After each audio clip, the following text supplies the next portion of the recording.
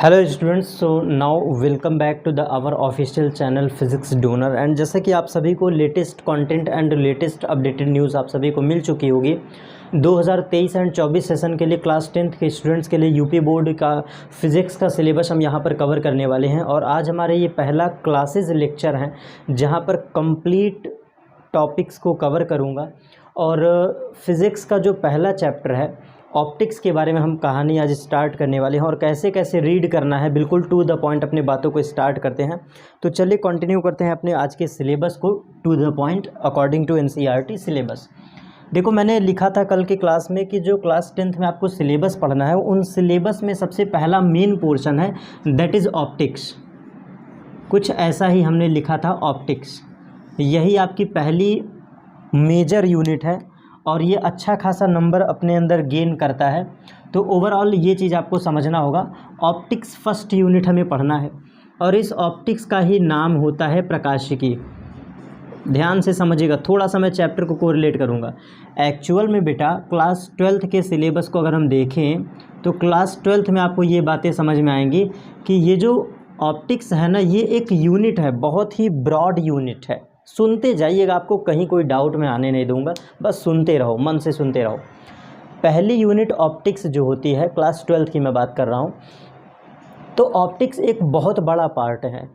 Optics में प्रकाश का बहुत ही डीप स्टडी, डीप अध्ययन करते हैं। तो इन ऑप्टिक्स की दो ब्रांचेज हैं। एक्चुअल में ये जो प्रकाशिकी है, ऑप्टिक्स की हिंदी होती है प्रकाशिकी। इस प्रकाशिकी का अगेन दो ब्रांच टूट जाती है। इस ऑप्टिक्स का दो ब्रांच टूट जाता है। एक कहलाती है वेव ऑप्टिक्स, एक होती है आपकी wave optics, and second is ray optics. Ray optics, ray optics इसको हम लोग कहते हैं तरंग, ये है आपका तरंग प्रकाशिकी, क्योंकि वेव का मतलब होता है तरंग।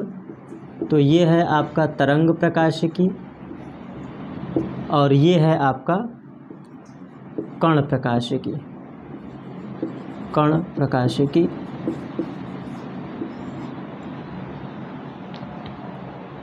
तो फाइनली ये है दो मेजर यूनिट। और क्लास 10th में जो हमें यूनिट पढ़ना होता है वो ये है सिलेबस। क्लास 10th में जो साइंस बैकग्राउंड के स्टूडेंट्स हैं, चाहे वो यूपी बोर्ड के हों, सीबीएसई बोर्ड के हों, आईसीएसई बोर्ड के बच्चे हों, जो क्लास 10th का साइंस सिलेबस है वहाँ पर आप ये पोर्शन पढ़ते हैं। इस तरंग प्रकाशिकी से आपका कोई रिश्ता नाता नहीं है, बिल्कुल क्लियर समझ लो। क्लास 10th के बच्चों के लिए तरंग प्रकाशिकी किसी काम का नहीं है, because this is the syllabus of class 12th। This is the syllabus of class 12th। तो अभी आप किस पड़ाव पर हैं? 10th पर हैं।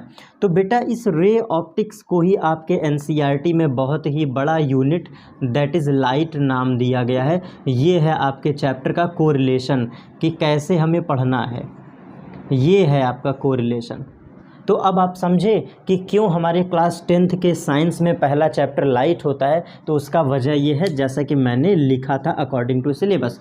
तो क्लास 10th का पहला सिलेबस, पहला इकाई जो है वो है ऑप्टिक्स का। और एक्चुअल में इस ऑप्टिक्स का दो पोर्शन हो जाता है, तरंग प्रकाशिकी, कण प्रकाशिकी। हमें पढ़ना है कणीय प्रकाशिकी, ये हम पढ़ेंगे। ठीक है बच्चा लोग, चलिए स्टार्ट करते हैं।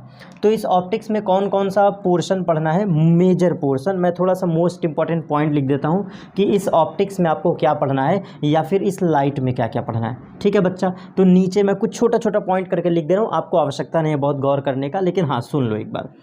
एक्चुअल में इस प्रकाश में हम सबसे पहले प्रकाश का परिभाषा पढ़ेंगे।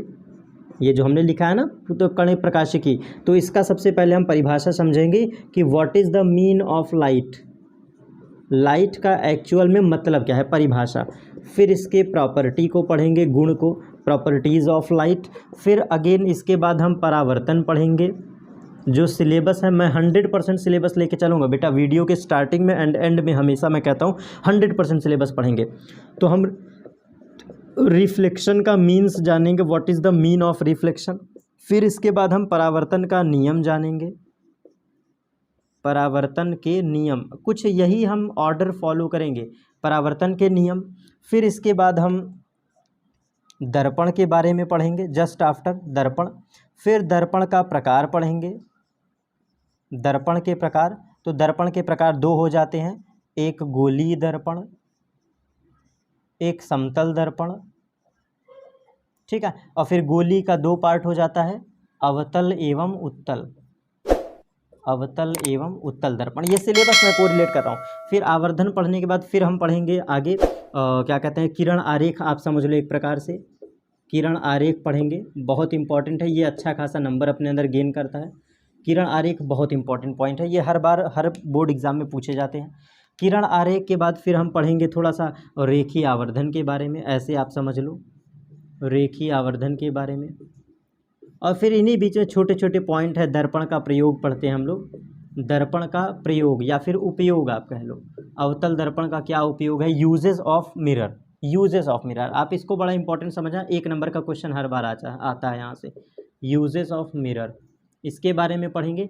रेखीय आवर्धन हमने बता दिया, किरण आरेख पढ़ेंगे और फिर ये टॉपिक हमारा लगभग समाप्त हो जाएगा। और फिर इसी के बाद कुछ और भी टॉपिक मिलेंगे आपको, जैसे कि अपवर्तन, अपवर्तन। तो अपवर्तन जब पढ़ेंगे तो ये सीक्वेंस वाइज यहाँ से टॉपिक हमारा आगे बढ़ेगा। अभी के लिए आप इतना पॉइंट नोट डाउन कर सकते हैं, अपवर्तन पढ़ते हैं, फिर अपवर्तन का नियम पढ़ते हैं, फिर सापेक्ष अपवर्तनांक क्या होता है, निरपेक्ष अपवर्तनांक क्या होता है, फाइनली फिर उत्क्रमणीयता पढ़ते हैं, मतलब प्रकाश किरणों की उत्क्रमणीयता, रिवर्सिबिलिटी ऑफ लाइट। फिर इसके बाद इसका स्नेल्स लॉ, ओवरऑल क्रांतिक कोण पढ़ेंगे, पूर्ण आंतरिक परावर्तन पढ़ेंगे। तो धीरे बहुत ब्रॉड है, अभी के लिए आप समझो ये हमारा स्टार्टअप है। तो ये हमारा ऑप्टिक्स का सिलेबस होगा, लाइट का सिलेबस होगा। मैं ऑलरेडी एक बार आपको अभी जस्ट वीडियो में ही क्या करते हैं हम, डिस्क्रिप्शन बॉक्स में आपको नोट्स प्रोवाइड कर देंगे, मीन्स पूरा सिलेबस के साथ सारी चीज़ें एकदम मेंटेन्ड वे में, बिल्कुल घबराइए मत, ठीक है। बस आप सुनते रहिए, चीज़ें आपको बहुत अच्छे से समझ में आएंगी।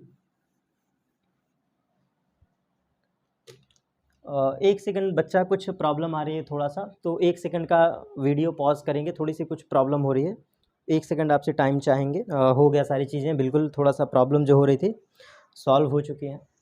तो हमने ये बताया कि लाइट में क्या क्या टॉपिक हमें रीड करना है, एक हमने थोड़ा सा पॉइंट ऑफ व्यू दिखाया। तो सबसे पहला क्वेश्चन ये उठता है कि सर हम लाइट का स्टडी तो करने जा रहे हैं, नो डाउट, कोई दिक्कत नहीं है, लेकिन क्या इसका हमको समझने के लिए कुछ एक्स्ट्रा पढ़ना पड़ेगा? हाँ बिल्कुल, किताबों में तो सीधा डेफिनेशन स्टार्ट करता है, किताबों में तो सीधा आपसे मतलब वही बकवास चीज़ें लिखना स्टार्ट कर देता है, जिसको जब बच्चा पढ़ता है एनसीईआरटी वगैरह तो बोर हो जाता है, रेफरेंस बुक को टच करता है, थोड़ा बोरिंग होती है, याद चीज़ें नहीं होती हैं। तो बस आपसे बोले थे ना कि ऑफलाइन सेंटर की तरह पढ़ाऊँगा, बिल्कुल हंसते खेलते समझते हैं। अब जर्नी को स्टार्ट कर रहा हूँ, सिलेबस को बिल्कुल टू द पॉइंट यहाँ से आपको लिखना और समझना, बिल्कुल कंसंट्रेट होके स्टार्ट कर देना है।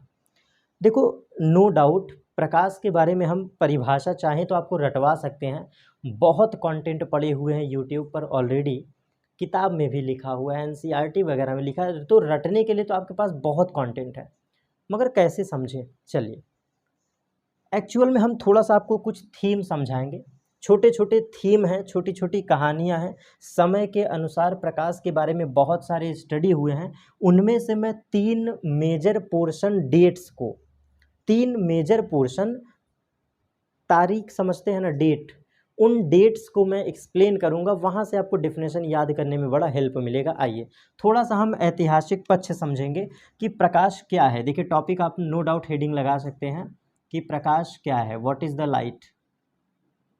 आपकी हेडिंग तो यही है कि प्रकाश है क्या, लेकिन इसको पढ़ने से पहले मैं थोड़ा सा, मेरे प्यारे बच्चों, इसका ऐतिहासिक पक्ष पढ़ेंगे थोड़ा सा बस।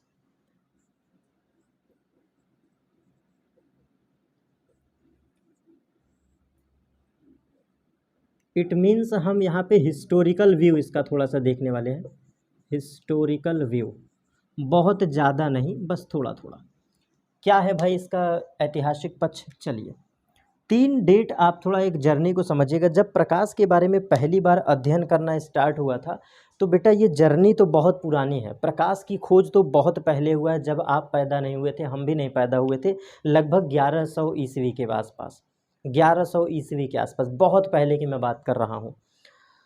लेकिन उन डेट को बहुत मायने नहीं दिया गया है। क्यों? क्योंकि साइंस तो बहुत दिन से आया है आपके सामने, लेकिन चीज़ें जागृत नहीं हो पाई, आपके सामने आ नहीं पाई, तो उसको इतना मतलब गौर नहीं किया गया। तो जो साइंटिफिक डेट है अकॉर्डिंग टू जो विदेशी आपके साइंटिस्ट लोग होते हैं, या फिर आप ऐसा कह सकते हो जो पुराना पॉइंट ऑफ व्यू समझाया गया है, तो उन 3 डेट्स को आप समझिएगा। अप्रॉक्सीमेट मैं 1665 के आसपास की बात कर रहा हूँ, आप ये समझ के चलो 1665। 1665 में बहुत ही नामी वैज्ञानिक आते हैं, उनका नाम है न्यूटन। आप सभी इस नाम से वाकिफ़ हैं, न्यूटन साहब। हाँ बिल्कुल, आप समझ गए होंगे, जो क्लास 9th में है ना चैप्टर न्यूटन का गति विषयक नियम, न्यूटन्स लॉ, वही न्यूटन है। हाँ बिल्कुल, आप समझ चुके हैं। सर कौन से न्यूटन? वही न्यूटन जो आप पढ़े हो। इन्होंने अपना एक सिद्धांत दिया था 1665 में, उसको हम लोग सिद्धांत का नाम देते हैं न्यूटन का कणिका सिद्धांत। न्यूटन का कणिका सिद्धांत, न्यूटन का कणिका सिद्धांत। इसको हम लोग कहते हैं न्यूटन्स कॉर्पस्क्यूलर थ्योरी, न्यूटन कॉर्पस्क्यूलर। और ये थियरी किस बात को बताता है, बस ध्यान से सुनो, ये पहली डेट है जो आपको याद रखना है, इंपॉर्टेंट है बच्चा बिल्कुल। मतलब याद करने का मतलब मैं रटने को नहीं कह रहा हूँ, पूरी थीम आपके सामने क्लियर कर दूंगा बस इसीलिए।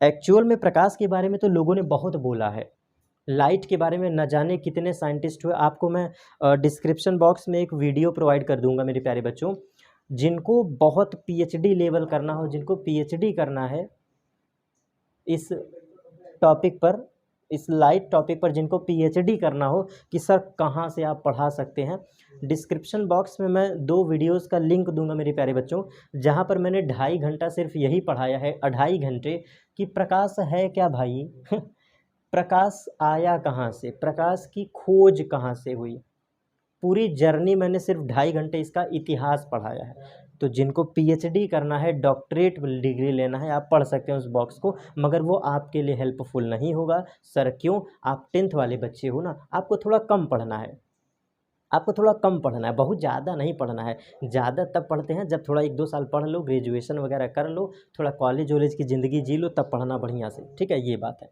तो आप क्लास 10th के बच्चे हैं, पहला पॉइंट आप याद रखिएगा कि 1665 ईस्वी में ये साइंस का प्रमाणित तिथि है, जहाँ पर न्यूटन साहब ने अपना एक सिद्धांत प्रतिपादित किया था। उस सिद्धांत का नाम है न्यूटन का कणिका सिद्धांत, और यही आपके प्रकाश के प्रॉपर्टी में एक पॉइंट बनेगा, ठीक है।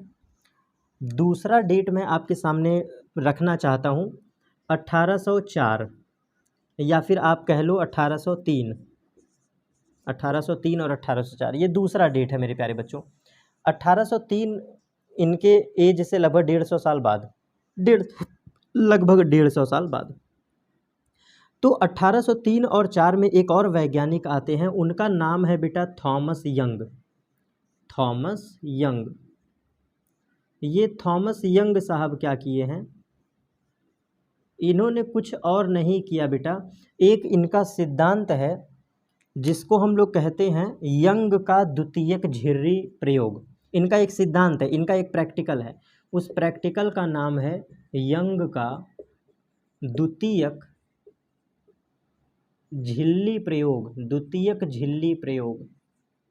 इसको हम लोग शॉर्ट में कहते हैं YDSE experiment, young double slit experiment. लिख लीजिएगा जिनको लिखने का मन हो, young double slit experiment, YDSE।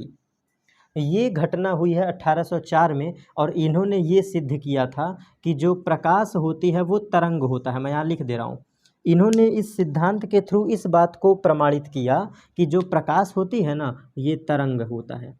प्रकाश कणीय नहीं होती बल्कि तरंग होता है, तरंग। भाई लाइट क्या है? वेव। किसने बताया था? थॉमस यंग में। जो बिहार बोर्ड के हैं, झारखंड बोर्ड के बच्चे हैं, बिहार बोर्ड वाले चाहे झारखंड बोर्ड वाले, उनके लिए ये एक ऑब्जेक्टिव क्वेश्चन नो डाउट बन सकता है कि न्यूटन का कणिका सिद्धांत कब प्रतिपादित किया गया? तो 1665। आखिर कौन से ऐसे वैज्ञानिक हैं जिन्होंने द्वितीयक झिर्री प्रयोग दिया, या फिर विज्ञान के दुनिया में कौन से ऐसे भौतिकी वैज्ञानिक हैं जिन्होंने प्रकाश को तरंग साबित किया? कौन से ऐसे साइंटिस्ट हैं जिन्होंने प्रकाश को तरंग बताया? तो आप जवाब दोगे थॉमस यंग। लिख लीजिएगा, ये 2 पॉइंट मेरा बहुत इंपॉर्टेंट है। आपसे पूछा जाए कि प्रकाश का कणिका सिद्धांत, कणीय प्रकृति किसने बताया, तो न्यूटन साहब ने। अभी आगे बताऊंगा, आगे आएगा। कणीय सिद्धांत, प्रकाश का कणीय सिद्धांत या कणीय प्रकृति किसने बताया, न्यूटन ने। और प्रकाश का तरंग प्रकृति किसने बताया, तो थॉमस यंग ने। नाम याद रख लीजिएगा। और आखिरी तिथि आती है मेरे बच्चों, तीसरा डेट है, वो तीसरा डेट है 1865 का। 1865, इनसे 50 साल बाद, देख रहे हो, 50 साल बाद, लगभग 50 से 60 साल बाद, 1803, 1865, लगभग 50 साल बाद यहाँ पे एक वैज्ञानिक आते हैं। उन वैज्ञानिक का नाम है मैक्सवेल। मैक्सवेल।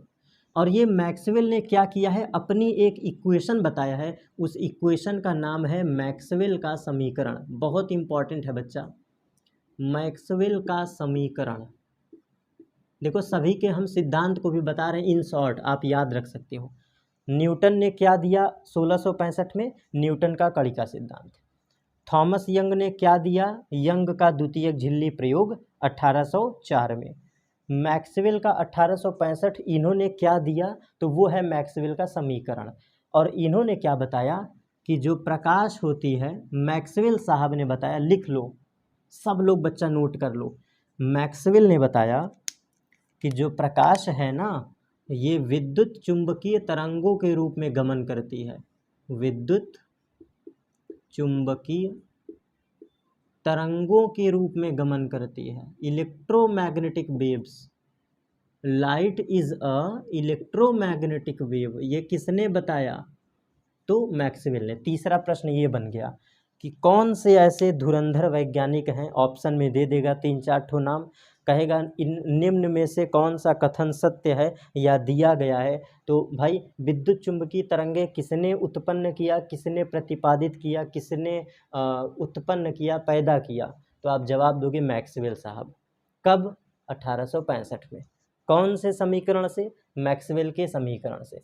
तो ये रहा आपका 3 ये डेट है। अब सर आप इतना पढ़ा क्यों रहे हैं, ये ऐतिहासिक पक्ष आपका बताने के पीछे लॉजिक क्या है। अब आइए आपको लॉजिक बताते हैं बच्चा।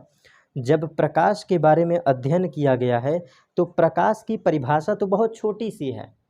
इनको नोट कर लीजिएगा, पॉइंट को नोट्स आप बना सकते हैं इस चीज़ को लिख करके। ऐतिहासिक पक्ष पढ़ा रहा हूँ।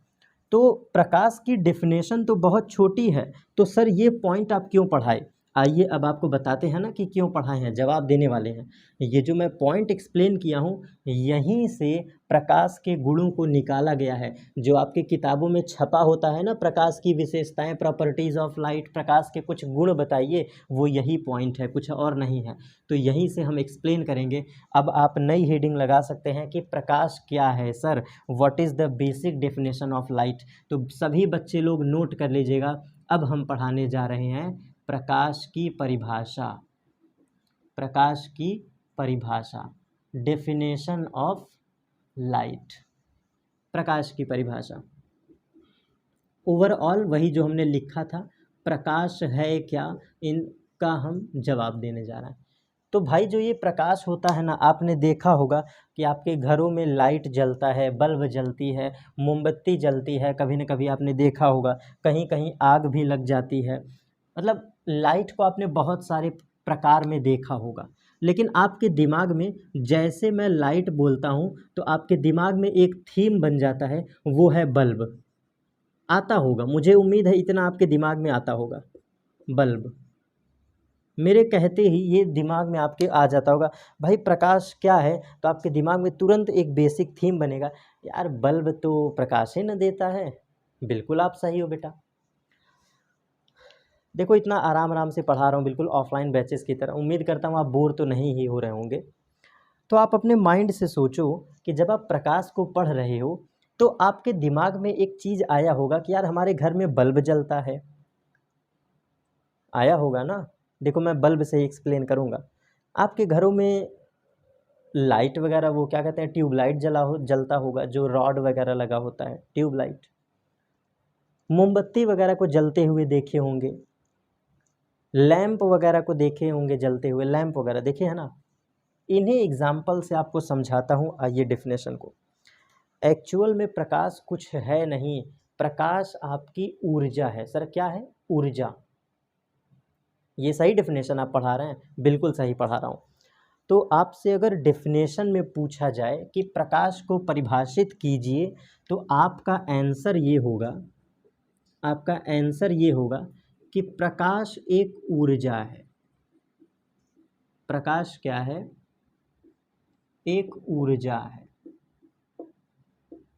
Light is a energy, light is a form of energy. प्रकाश क्या है? ऊर्जा है जो विद्युत चुंबकीय तरंगों के रूप में चलती है। आप ये कहेंगे प्रकाश एक ऊर्जा है जो कि विद्युत चुंबकीय तरंगों के रूप में चलती है। किसके रूप में भाई? विद्युत चुंबकीय तरंगों के रूप में।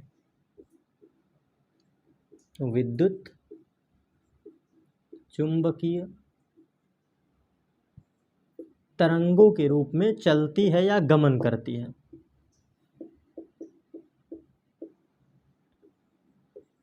गमन करती है। ठीक है, आप इतना बेसिक बता देंगे तो बड़ा अच्छा लगेगा कॉपी में लिखने में। ये बेसिक है। अब है क्या कि आपके किताबों में कुछ और भी डेफिनेशन लिखा होता है, आपकी किताबों में कुछ और भी डेफिनेशन लिखा होता है, मैं उसको भी थोड़ा सा हाईलाइट कर दे रहा हूँ। ऐसा क्यों कहा जाता है, तो उसका लॉजिक देने से पहले मैं एक्सप्लेन कर दे रहा हूँ। आप जब किताब को पढ़ते हैं तो एक शब्द लिखा होता है कि प्रकाश एक ऊर्जा है जो हमारे आँखों को संवेदित करती है। जो प्रकाश एक ऐसी ऊर्जा है जो हमारे आँखों को संवेदित करती है, आँखों को संवेदित करती है। संवेदित, ये संवेदित है, ठीक, संवेदित करती है, जिसकी वजह से हम वस्तुओं को देख पाते हैं या जिसकी सहायता से हम वस्तुओं को देख पाते हैं। तो मैं बस इस वर्ड को थोड़ा हाईलाइट करना चाहूँगा। सर ऐसा क्यों? अब समझाते हैं इसका भी एक्सप्लेनेशन। जब आप डेफिनेशन को पढ़ते हैं ना तो किताब में नो डाउट बहुत सारी बातें लिखी है, लेकिन मैं आपको बिल्कुल क्लियर कह रहा हूँ। आपसे पूछा जाए कि प्रकाश क्या है तो आप जवाब यही देना कि प्रकाश एक ऊर्जा है जो कि विद्युत चुम्बकीय तरंगों के रूप में गमन करती है और ये एक जगह से दूसरे जगह पहुँच भी पाती है इसी के वजह से। ठीक है, तो ये आप जवाब देना। और बोर्ड के कॉपी में अगर आपको लिखने का शौक़ होगा तो ऊपर इंग्लिश में लिख देना, light is a form of energy. अगर आप इतना लिख देते हैं बोर्ड के कॉपी में तो थोड़ा सा शोभा बढ़ जाएगी कॉपी की, थोड़ा सा आपकी कॉपी डिफरेंट लुक देने लगेगा। ठीक है, ये लिख दीजिएगा, इतना लिख देंगे पर्याप्त है। अब इसको थोड़ा सा एक्सप्लेन करते हैं क्योंकि बेसिक से हम चल रहे हैं, इसलिए इसको एक्सप्लेन कर देते हैं। आइए इसका एक्सप्लेनेशन समझिए। बेटा देखो, फिजिक्स का एक बड़ा ही प्यारा शब्द है, भौतिकी में यूज़ होने वाला एक शब्द है। सर कौन सा शब्द? वो है संवेदित। संवेदित एक शब्द है, फिजिक्स का शब्द है, वर्ड है। फिजिक्स का एक शब्द है जिसको हम लोग कहते हैं संवेदित। संवेदित करना, संवेदित करना, ये एक फिजिक्स का शब्द है। सर इसका मतलब क्या है? देखो, संवेदित करने का मतलब होता है जैसे कि मैं आपको अगर चुटकी काटूं, समझते हैं ना, वो ऐसे दबाना, चिटकोटी काटना, जो आप बचपन में बदमाशी किए रहे होंगे, तो आपको पता चलता है ना कि कोई मुझे यहाँ पर काट रहा है। अगर आपका हाथ गलती से किसी गर्म चीज़ पे पड़ जाए तो आप हटा लेते हैं ना हाथ, आपको पता चल जाता है ना। आपको कोई ज़ोर से थप्पड़ मारे तो दर्द होता है कि नहीं? जब कभी आप खाना खाते होगे तो आपकी जीभ जो है जब दांत से दब जाती है तो पेन होता है, दर्द होता है। तो ये सब बताने का काम कौन करता है? बायोलॉजी में बेटा एक टॉपिक पढ़ा जाता है, वैसे तो मुझे बायोलॉजी थोड़ी कम आती है। बायोलॉजी में एक टॉपिक आप पढ़े होंगे संवेदनशील अंग, हो सकता है आप पढ़े होंगे 9th में। एक टॉपिक है संवेदनशील अंग। इसका मतलब क्या होता है? संवेदनशील अंग उन बॉडी के पार्ट्स को कहते हैं जो कि ये सूचना बताते हैं कि यार चीज़ें, मतलब गरम है, मेरा हाथ गरम पे पड़ गया है, किसी ने चिटकोटी काट लिया, हमारी जो जीभ है वो दांत से दब गई है, या किसी ने थप्पड़ मारा है ज़ोर से, तो ये सब बताने का जो सेंस है, जो जो एक तरह से इंडिकेटर का काम करता है, सूचक का काम, सूचना देने का, इस चीज को ही कहते हैं संवेदित।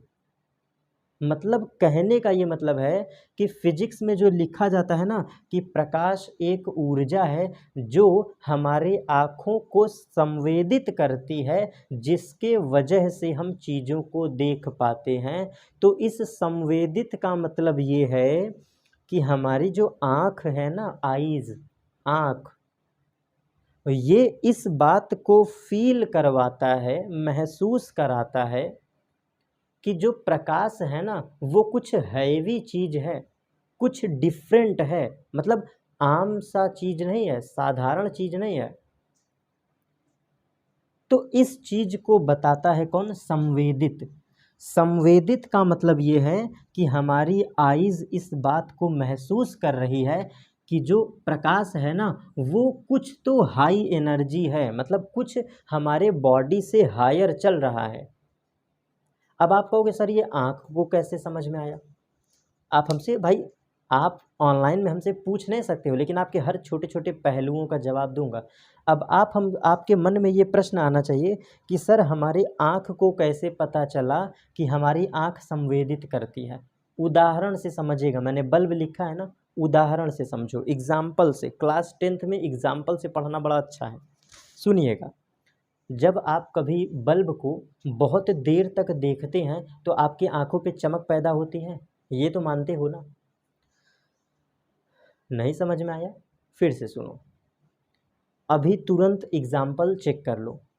जब आप लाइट का स्विच ऑन करते हैं और बल्ब को देखते हैं तो उसकी किरणें आप पे गिरती हैं तो चुभता है ना, आपकी आंखें बंद होने लगती हैं, ऐसा तो होता है ना? ये भी नहीं होता तो एक काम और करो, अपनी आँख को बिल्कुल बल्ब के पास ले जाके चिपका दो।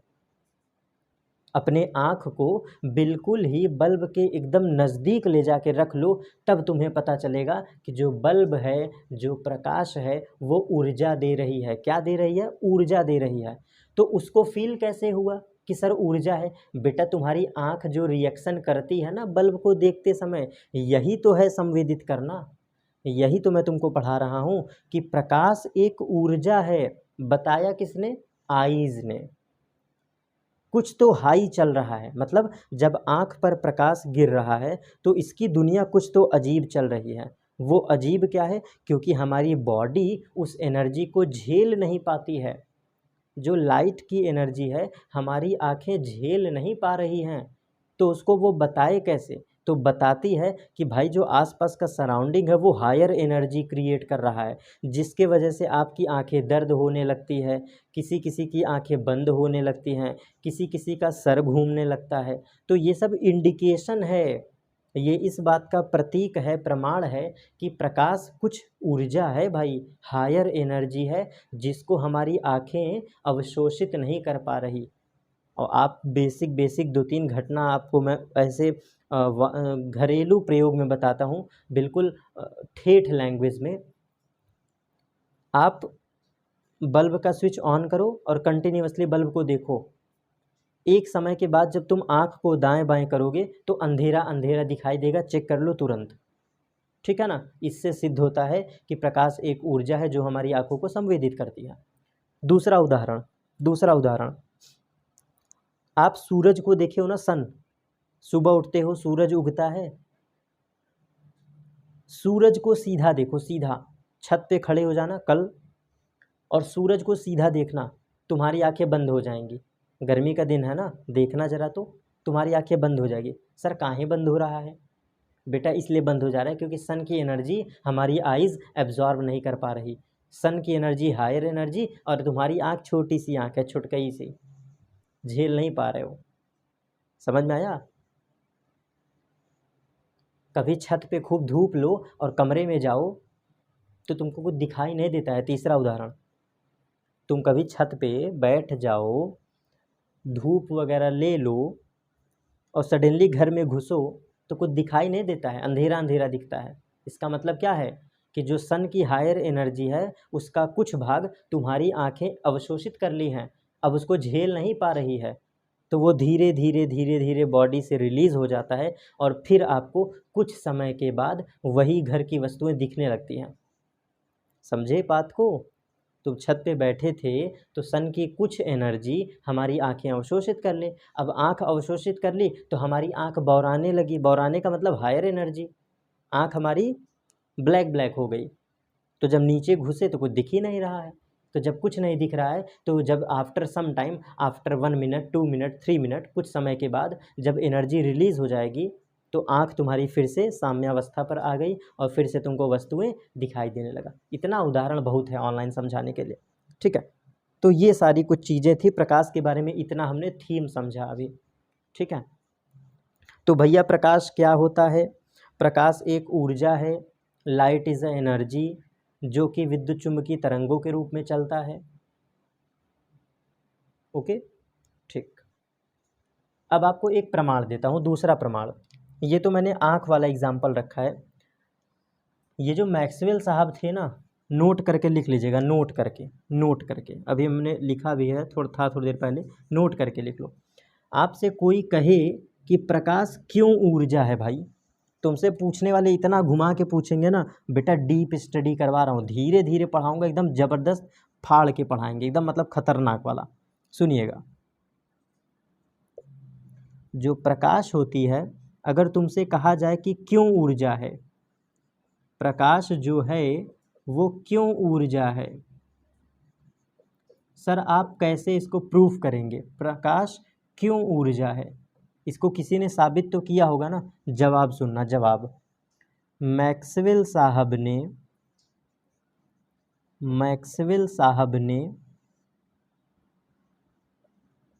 अपने समीकरण से, मैक्सवेल साहब ने अपने दिए गए मैक्सवेल समीकरण से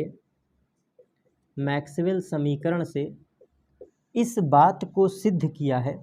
मैक्सवेल साहब ने अपने दिए गए समीकरण से इस बात को सिद्ध किया गया है कि जो प्रकाश है ना, जो लाइट है, वो विद्युत चुंबकीय तरंगों के रूप में चलता है। किसके रूप में चलता है? विद्युत चुंबकीय तरंगों के रूप में चलता है। प्रकाश जो है वो विद्युत चुंबकीय तरंगों के रूप में चलता है और इसके वजह से ये बात साबित होती है।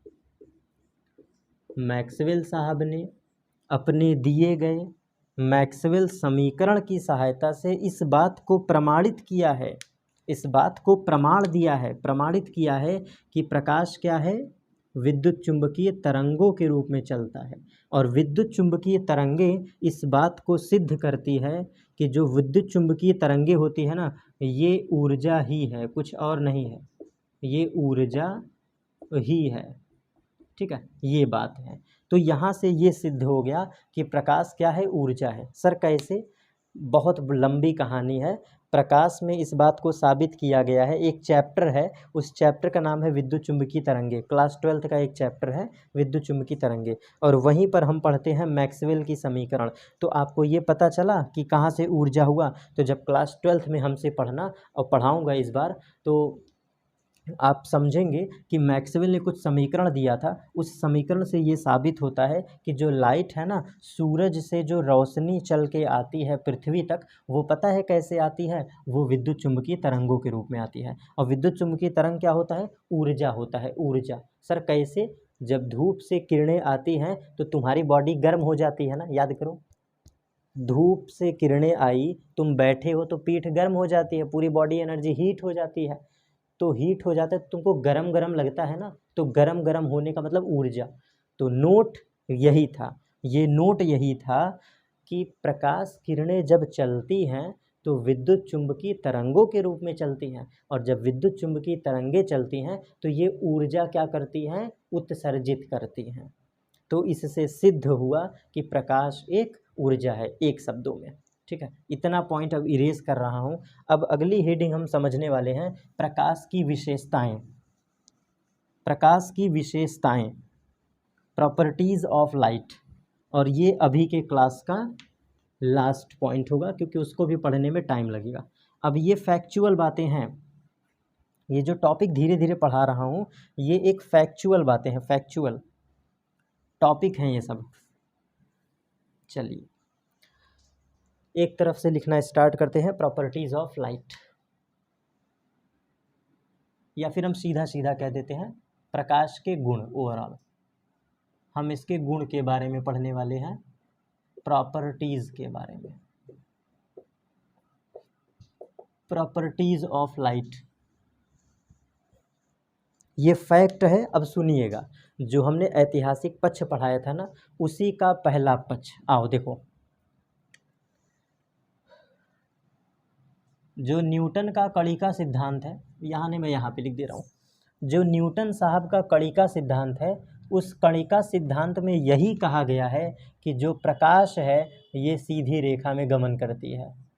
तो ये पहली प्रॉपर्टी है प्रकाश की, प्रकाश सीधी रेखा में चलती है। इसीलिए हमने ऐतिहासिक पक्ष पढ़ाया था। जो न्यूटन साहब का कड़ी का सिद्धांत है ना 1665, उस न्यूटन के कड़ी का सिद्धांत में यही कहा गया है कि प्रकाश सीधी रेखा में चलती है। इसलिए प्रकाश की विशेषता में पहली प्रॉपर्टी ये पढ़ते हैं। दूसरा, प्रकाश के अंदर द्वैती प्रकृति पाई जाती है। द्वैती प्रकृति, अब सुनना, प्रकाश क्या है भाई? प्रकाश द्वैती प्रकृति प्रदर्शित करता है। प्रकाश जो है वो द्वैती प्रकृति प्रदर्शित करता है। प्रदर्शित, द्वैती प्रकृति। कहोगे सर ये द्वैती प्रकृति क्या होता है? तो मैंने बताया था ना, कणिका सिद्धांत से कण और यंग के सिद्धांत से तरंग। तो द्वैती प्रकृति का मतलब है डुअल नेचर। द्वैती प्रकृति का मतलब है डुअल नेचर। जैसे हम इंसानों के अंदर एक विशेषता होती है समय समय पर बदल जाने की। अगर कोई आपको 100 रुपये बढ़ा कर दे दे तो आप झूठ बोलने में थोड़ा सा भी कुताओगे नहीं, तुरंत आप झूठ बोल दोगे। अगर कोई तुमको 5-10 लाख रुपए दे दे तो तुम अपने दोस्त के साथ ही धोखा कर दोगे। और अगर तुमको कोई 1 करोड़ रुपए दे दे, 1 करोड़ समझते हो ना, 1 करोड़ बहुत बड़ा है अमाउंट। अगर तुमको कोई 1 करोड़ रुपए दे दे तो तुम अपने घर में ही क्या कर लोगे? झगड़ा कर लोगे, मार कर लोगे, जो ज़िंदगी में कभी नहीं किए होगे उस 1 करोड़ के चक्कर में वो भी कर लोगे। तो कहने का सर क्या मतलब है? इसका फिजिक्स में क्या यूज़ है जो आप ऐसे पढ़ा रहे हैं? सुनना बेटा, बहुत गौर से सुनना। ऑफलाइन बैच में ऐसे ही तो पढ़ाते हैं, तभी तो बच्चे दीवाने रहते हैं, खुश रहते हैं और मज़ा आता है पढ़ने में। देखो, हम इंसानों का बिहेवियर है समय समय पे बदल जाना। हम अपना जो नेचर रखे हैं, अपना कैरेक्टर जो रखते हैं, वो दोहरा, तिहरा, चौथा, 10 तरीके का रखते हैं। कभी सच बोलना, कभी झूठ बोलना, कभी धोखा देना, पाप करना, गलत करना, मंदिर जाना, दान करना, पुण्य करना, सब करते हैं। हम इंसान लोग सब करते हैं। ऊपर से हाथ भी जोड़ते हैं, अंदर से गलत कर्म भी करते हैं, पैसे भी कमाते हैं, सब कुछ करते हैं। तो हम इंसानों के अंदर बहुत सारा बिहेवियर है, बहुत सारा कैरेक्टर है। वैसे ही प्रकाश के अंदर 2 टाइप का कैरेक्टर है जिसको हम लोग द्वैती प्रकृति कहते हैं। जो लाइट है ना, लाइट, ये एक द्वैती प्रकृति प्रदर्शित करता है। और उस द्वैती प्रकृति को नोट कर लीजिएगा। प्रकाश जो द्वैती प्रकृति प्रदर्शित करता है, तो पहला है इसका कणीय प्रकृति। प्रकाश आपका कणीय प्रकृति प्रदर्शित करता है। और दूसरी प्रकृति है, प्रकाश आपका तरंग प्रकृति प्रदर्शित करता है। It means light represents dual nature. First is particle and second is wave nature. Wave nature. और आपको याद है मैंने स्टार्टिंग में पढ़ाया था ऑप्टिक्स की 2 ब्रांच, पहला सेकंड, याद करो।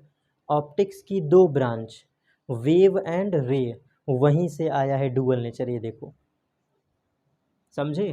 तो ये प्रॉपर्टीज़ हैं। आगे चलते हैं। और भी कुछ चीज़ें कही गई हैं। जो ये प्रकाश होता है, ये जो प्रकाश है, इसकी भी विशेषता है कि प्रकाश जो है वो विद्युत चुंबकीय तरंगों के रूप में चलता है। लिख लीजिए, वही डेफिनेशन ही है यहाँ पे। प्रकाश वैद्युत चुंबकीय तरंगों के रूप में गमन करता है। प्रकाश वैद्युत चुंबकीय तरंगों के रूप में गमन करता है।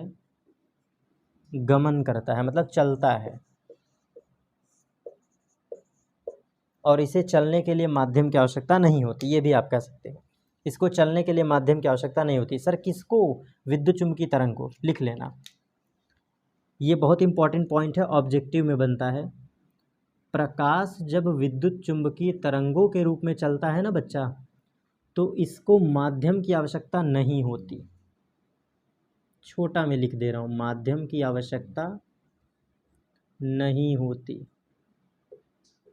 जब भी लाइट इलेक्ट्रोमैग्नेटिक वेव के रूप में ट्रेवल करेगा तो माध्यम की आवश्यकता नहीं होती।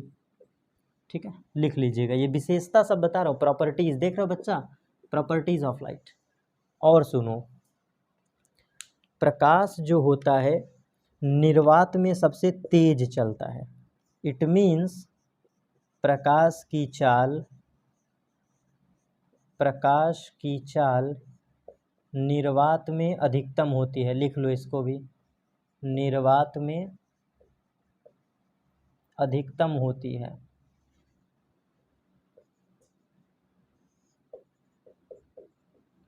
जो प्रकाश है इसकी चाल निर्वात में सबसे अधिकतम होती है। सब प्रॉपर्टी पढ़ा रहा हूँ मैं, कुछ और नहीं पढ़ा रहा हूँ।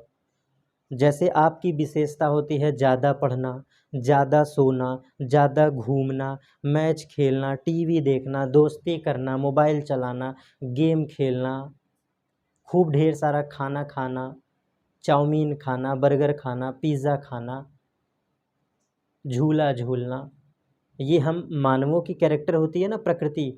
आप लोग सोचते होंगे चलो यहाँ घूम ले वहाँ घूम ले, ढेर सारे आपके अंदर कैरेक्टर है ना, उसी तरह से प्रकाश का भी ढेर सारा कैरेक्टर है। वही कैरेक्टर मैं 4 पढ़ा रहा हूँ। चौथा नंबर क्या है? प्रकाश की चाल निर्वात में सबसे अधिकतम होती है। याद रखिएगा, ये फैक्ट है, फैक्ट, तथ्य। ये रटने वाली चीज़ें हैं, रट्टा मारना है। प्रकाश की चाल निर्वात में सबसे अधिकतम होती है। अब आपके अंदर उठेगा कि सर निर्वात का मतलब क्या होता है? आपके अंदर क्रॉस क्वेश्चन उठेगा ही नहीं, मैं आपको पढ़ा रहा हूँ। प्रकाश की चाल निर्वात में अधिकतम होती है। सर फिर निर्वात का मतलब क्या होता है? लिख लो, निर्वात का मतलब होता है वायु के कण का न होना। वायु के कण का न होना, ठीक, या फिर माध्यम का न होना, मीडियम का नहीं होना। लिख लीजिएगा, ठीक है ना। यही मतलब होता है निर्वात का। निर्वात का मतलब क्या होता है? वायु के कण का न होना, निर्वात। निर्वात, वायु का नहीं होना। निर का मतलब नहीं होना और वात का मतलब वायु। तो वायु के कण का न होना निर्वात कहलाता है, या फिर माध्यम का न होना। इसका कहने का मतलब ये है कि अगर हम एयर के पार्टिकल को गायब कर दें, अगर हम कुछ ऐसा मेथड लगा दें कि एयर के पार्टिकल उड़ जाएं, अपने आप गायब हो जाएं, समाप्त हो जाएं, विलुप्त हो जाएं, तो अगर वायु का कण नहीं है तो प्रकाश तेजी तेजी चलेगा। तेजी तेजी मतलब भागेगा, जल्दी जल्दी, जल्दी जल्दी भागेगा। ठीक है, ये चीज़ है वायु के कण का न होना। चौथा पॉइंट हो गया। पांचवा पॉइंट आइए, और भी प्रॉपर्टी है इसकी। यहाँ तक तो क्लियर हो गया होगा ना। प्रकाश की चाल निर्वात में अधिकतम होती है, और निर्वात का मतलब कुछ और नहीं है जहाँ वायु उपस्थित ना हो, जहाँ वायु उपस्थित न हो। ठीक, माध्यम का नहीं होना उसे निर्वात कहते हैं। आगे देखो, छठवीं प्रॉपर्टी। छठवीं प्रॉपर्टी ये है कि प्रकाश परावर्तन एवं अपवर्तन का गुण प्रदर्शित करता है। जो प्रकाश है, प्रकाश परावर्तन एवं अपवर्तन का गुण प्रदर्शित करता है।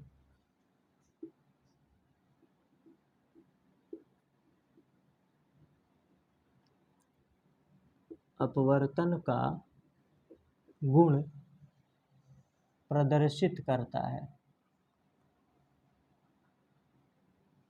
ठीक है, जो लाइट है ये परावर्तन और अपवर्तन का गुण प्रदर्शित करता है। सर ये क्या है? अभी हम आगे पढ़ेंगे कि परावर्तन क्या है, अपवर्तन क्या है। अभी के लिए नोट कर लो, ये बड़ी इम्पॉर्टेंट प्रॉपर्टी है, यही आपके क्लास 10th में सिलेबस है। इम्पॉर्टेंट है, इम्पॉर्टेंट है। इसका चैप्टर हम पढ़ेंगे आगे, हम इसका चैप्टर पूरा पढ़ेंगे। प्रकाश का परावर्तन पढ़ेंगे, प्रकाश का अपवर्तन पढ़ेंगे। तो अभी के लिए बस नोट कर लीजिए, प्रकाश क्या प्रदर्शित करता है? परावर्तन का गुण प्रदर्शित करता है। और प्रकाश क्या प्रदर्शित करता है? अपवर्तन का गुण। ठीक, जो प्रकाश तरंगे होती हैं ये अनुप्रस्थ तरंगे होती है, लिख लो। प्रकाश तरंगे कैसी तरंगे होती हैं? अनुप्रस्थ तरंगे होती हैं। ये सब प्रॉपर्टी मैं लिख रहा हूँ। प्रकाश अनुप्रस्थ तरंगे होती हैं। 8वां प्रॉपर्टी आप लिख सकते हैं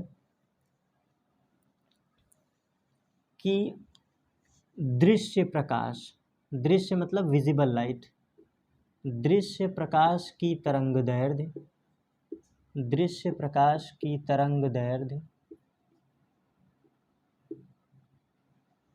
लगभग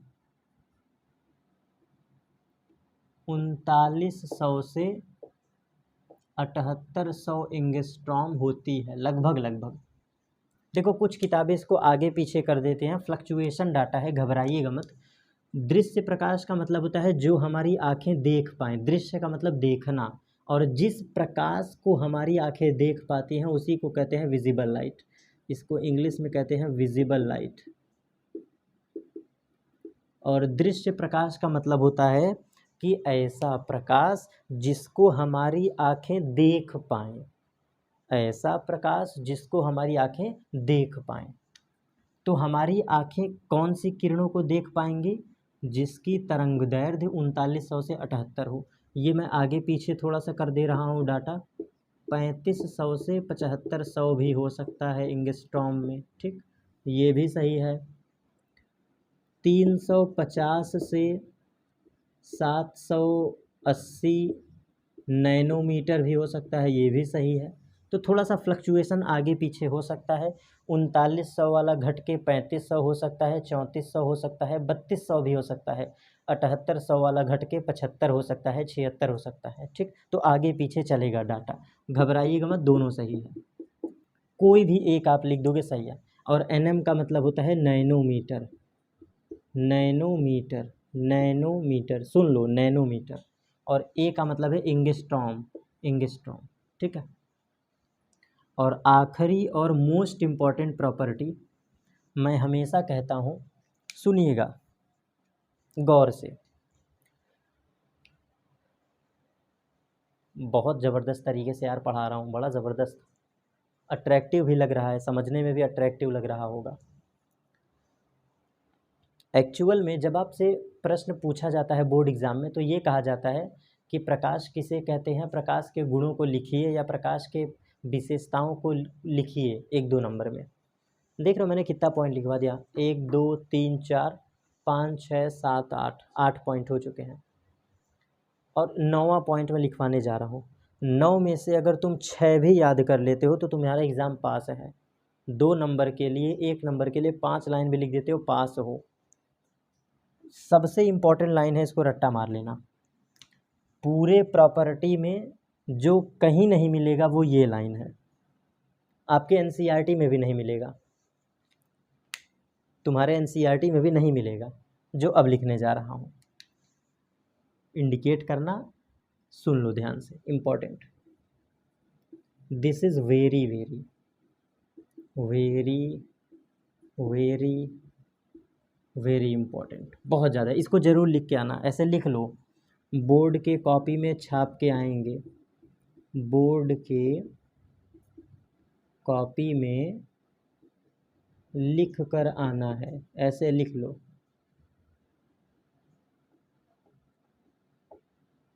बोर्ड की कॉपी में लिख कर आना है, इतना इम्पोर्टेंट पॉइंट है। सुनो, जो प्रकाश है ये 4 और विशेषता प्रदर्शित करता है, लिखते हैं व्यतिकरण, ध्रुवण, विवर्तन, वर्ण विक्षेपण।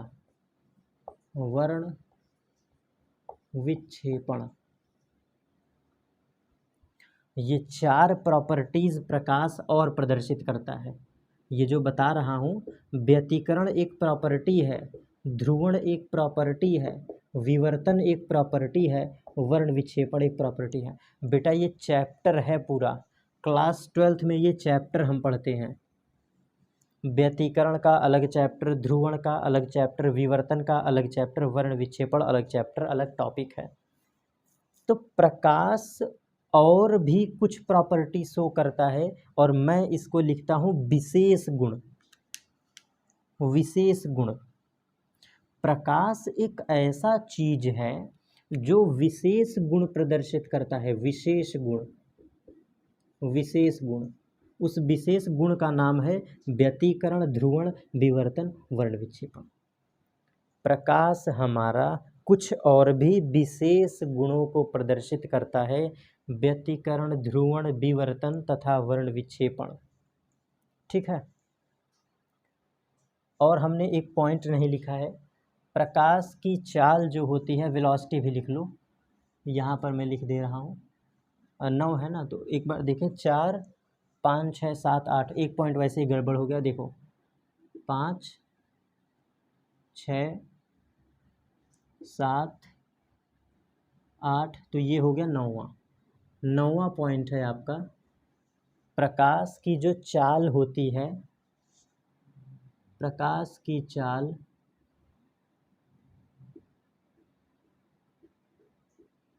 प्रकाश की चाल 3 × 10⁸ होता है। 3 × 10⁸। जो लाइट है, जो प्रकाश है, प्रकाश की चाल कितनी होती है? 3 × 10⁸ मीटर पर सेकेंड। जो प्रकाश है ना, वो चलता है, और चलता है तो कितना तेजी चलता है? 3 × 10⁸ मीटर प्रति सेकंड से चलता है। तो याद रखिएगा, यहाँ पे लिखे हैं ना, प्रकाश की चाल निर्वात में सबसे अधिकतम होती है। प्रश्न है ये, प्रश्न। तो कितना होता है 3 × 10⁸? प्रकाश की चाल निर्वात में कितना होता है? 3 × 10⁸ मीटर पर सेकंड। और अगर तुमसे कोई पूछे कि प्रकाश की चाल वायु में कितना होती है, वायु में, तो आप जवाब दोगे 3 × 10⁸। तो लिख लो, याद कर लो, इसी में 3 × 10⁸ निर्वात में भी होता है और 3 × 10⁸ वायु में भी होता है। लिख लेना, because air is equal to 1। वायु का जो मीडियम होता है वो अपवर्तनांक 1 होता है, इसके वजह से। आगे ये सब पढ़ेंगे, अभी के लिए पॉइंट नोट कर लो। तुमसे कोई ये ज़रूर पूछेगा कि प्रकाश की चाल निर्वात में क्या होती है और एयर में क्या होता है, तो तुम जवाब दोगे 3 × 10⁸ मीटर प्रति सेकंड। ठीक है, ख़त्म टॉपिक। यहाँ पर टॉपिक हमारा आज के क्लासेस का टॉपिक कंप्लीट। बहुत लॉन्ग पढ़ा दिया ना, थोड़ा सा अब रुकेंगे, धीरे धीरे पढ़ेंगे, आहिस्ता आहिस्ता एकदम ज़बरदस्त पूरा गर्दा मचा देंगे। बोर्ड का एक भी प्रश्न छूटेगा नहीं, बस तुम पढ़ते जाओ, सुनते जाओ, पढ़ते जाओ, लिखते जाओ, नोट्स बनाते जाओ, नोट्स भी बनाते चलो खुद से। ठीक है, फाइनली लास्ट में रिपीट कर देता हूँ 2 मिनट के अंदर। प्रकाश के बारे में 1665 में न्यूटन का कणिका सिद्धांत, 1804 में Thomas young double slit experiment, young का द्वितीय झिर्री प्रयोग, और 1865 में मैक्सवेल ने सिद्ध किया था विद्युत चुंबकीय तरंगें।